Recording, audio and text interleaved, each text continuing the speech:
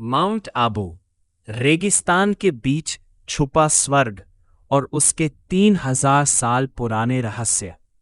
रेगिस्तान, जहां हर तरफ रेत ही रेत, जहां सूरज आग बरसाता है, जहां जिंदगी एक संघर्ष है।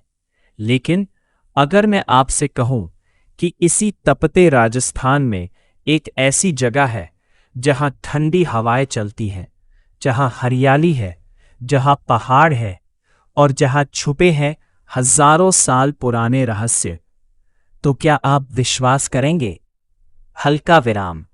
ये कोई कहानी नहीं, ये सच है। इस जगह का नाम है माउंट आबू। माउंट आबू राजस्थान का एकमात्र हिल स्टेशन।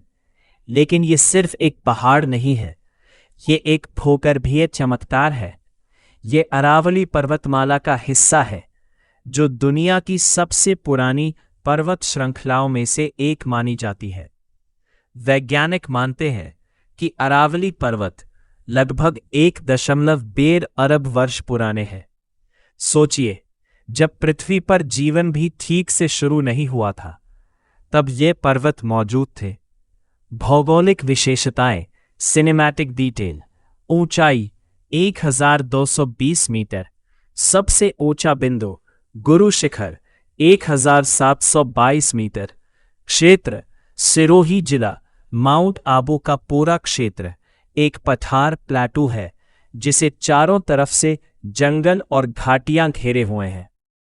ये सबसे बड़ा सवाल है, राजस्थान के बीचों बीच इतनी हरियाली कैसे? कारण ऊंचाई अधिक होना, तापमान कम होना, वर्षा ज्यादा होना। यही वजह है कि माउंट आबू एक ग्रीन ओएसिस बन गया। अब शुरू होती है असली कहानी, एक ऐसी कहानी जो इतिहास से भी पुरानी है। कहा जाता है, एक समय भगवान शिव के वाहन नंदी एक गहरी खाई में गिर गए थे। तब एक विषाद सर्प अर्बुदा ने उन्हें बचाया। इस घटना के बाद इस पर्वत का नाम पड़ा अर्बुदाचल, माउंट आबू। ऋषि वशिष्ठ यहां एक यज्ञ कर रहे थे, लेकिन ये कोई साधारण यज्ञ नहीं था। ये एक ऐसा यज्ञ था जिसका उद्देश्य था धर्म की रक्षा के लिए योद्धाओं का निर्माण। और फिर अग्नि से निकले 4 वीर, परमार, चौहान, सोलंकी, प्रतिहार, यही थे अग्निकुल राजपूत।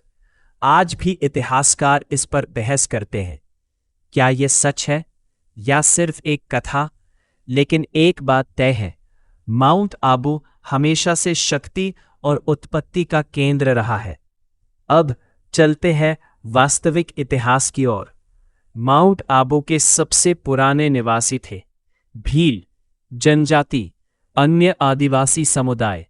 ये लोग जंगलों में रहते थे, शिकार करते थे, प्रकृति की पूजा करते थे। उनका जीवन कैसा था?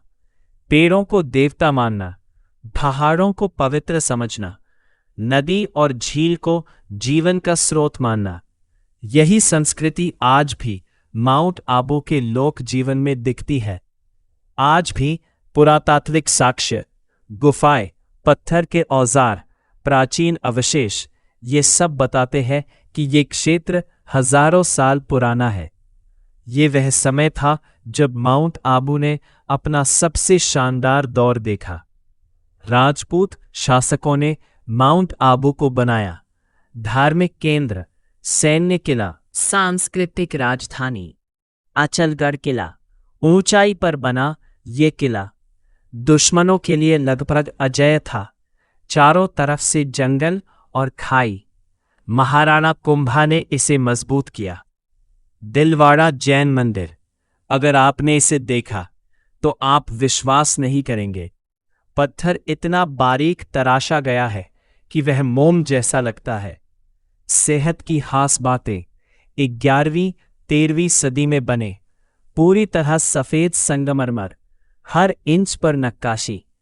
ये सिर्फ मंदिर नहीं, ये कला का चमत्कार है। मुगल काल में माउंट आबू एक रणनीतिक जगह बन गया। क्यों था ये महत्वपूर्ण? ऊंचाई पर स्थित, दुश्मनों पर नजर रखना आसान, प्राकृतिक सुरक्षा, संघर्ष, राजपूत बनाम मुगल, कई युद्ध, लेकिन पहाड़ होने के कारण इसे जीतना आसान नहीं था। 19वीं सदी, अंग्रेज आए और उन्होंने देखा ये जगह अलग है। उन्होंने किया, इसे हिल स्टेशन बनाया, बंगलों का निर्माण, चर्च और सड़कें। माउंट आबू बन गया अंग्रेजों का समर रिट्रीट। 1947 के बाद माउंट आबू भारत का हिस्सा बना।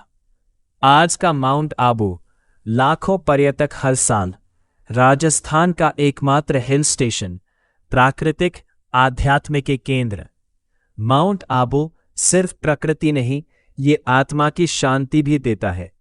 अब यहां है ब्रह्म कुमारी संस्था का मुख्यालय, जहां लोग आते हैं ध्यान करने, शांति पाने, खुद को समझने।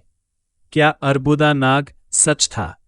क्या अग्निकुल राजपूत वास्तव में यज्ञ से निकले? क्या यहां अभी भी प्राचीन रहस्य छुपे हैं? माउंट आबू सिर्फ एक जगह नहीं, ये एक अनुभव है, एक रहस्य है, एक इतिहास है और शायद एक ऐसा सच जो आज भी पूरी तरह सामने नहीं आया। अगर ये कहानी आपको सोचने पर मजबूर कर गई हो तो कमेंट में लिखिए। भारत का इतिहास रहस्यों से भरा है। ज़्यादा वीडियो को लाइक करें, शेयर करें और चैनल को सब्सक्राइब करें।